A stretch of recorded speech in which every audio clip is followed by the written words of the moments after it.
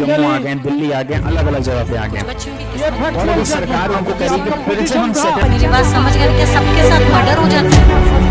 क्या सारी बहुएं जला के मार दी जाती? नमस्कार दोस्तों, मैं विजेंद्र सिंह परमार पाहुजल लॉ अकेडमी में आज आपके लिए लेकर आया हूं सुप्रीम कोर्ट का बहुत ही महत्वपूर्ण और लेटेस्ट जजमेंट। सबसे पहले मैं आपको जजमेंट का नाम बताऊंगा।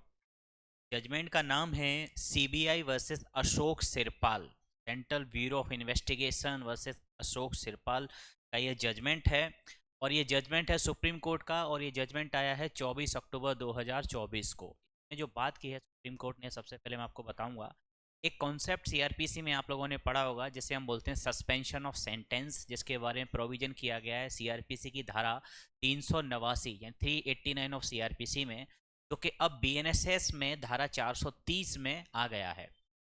तब क्या कहता है सस्पेंशन ऑफ सेंटेंस और ये क्या होता है, तो इन शॉर्ट मैं आपको बता देता हूँ। सस्पेंशन ऑफ सेंटेंस बात करता है जब भी किसी भी व्यक्ति को नीचे से लोअर कोर्ट से किसी भी प्रकार की सजा हो जाती है, फाइनल उसको जब कन्विक्शन हो जाता है, तब वह अपील करता है।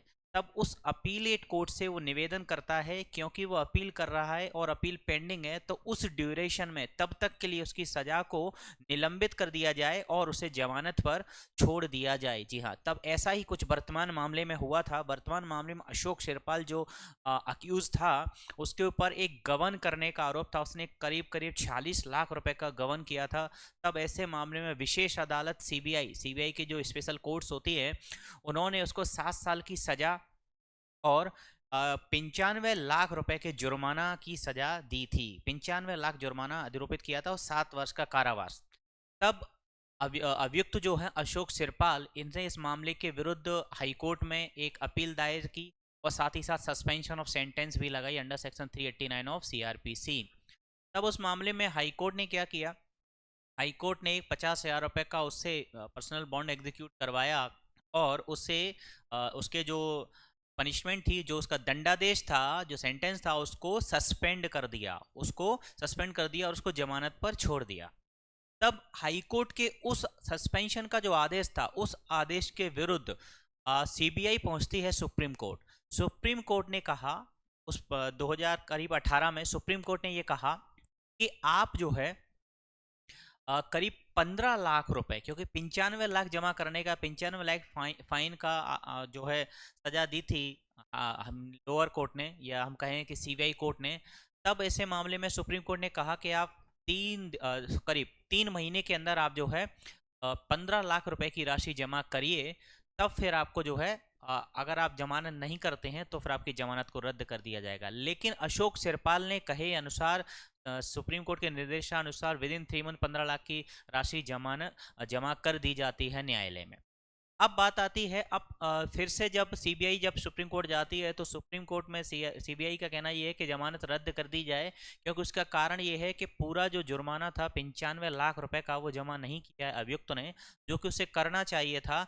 क्योंकि जो महत्वपूर्ण की पॉइंट जो यहाँ पर उठाया सीबीआई की तरफ से एडवोकेट ने, तो उन्होंने ये कहा कि जब सस्पेंड किया था हाईकोर्ट ने सेंटेंस को, तो उन्होंने सिर्फ जो कारावास था 7 वर्ष का, उसको सस्पेंड किया था, ना कि 95 लाख रुपए के जुर्माने को सस्पेंड किया था। तब ऐसे मामले में क्योंकि उसने जुर्माना सस्पेंड नहीं हुआ था और जुर्माना उसने नहीं भरा है, तब उसे जो है जमानत रद्द कर देनी चाहिए। तब इस मामले में सुप्रीम कोर्ट ने ऐसा कहा कि जैसा कि सुप्रीम कोर्ट ने चाहा था 15 लाख रुपए की एक राशि उसने जमा कर दी है, अगर वो 95 लाख रुपए जमा करने में सक्षम नहीं है, तब सस्पेंशन ऑफ सेंटेंस अगर उसका कैंसिल किया जाता है, जमानत पर जो है उसे अगर रद्द किया जाता है, तब यह उसके संविधान के अनुच्छेद 21 के प्राण और दैहिक स्वतंत्रता का भी उल्लंघन होगा।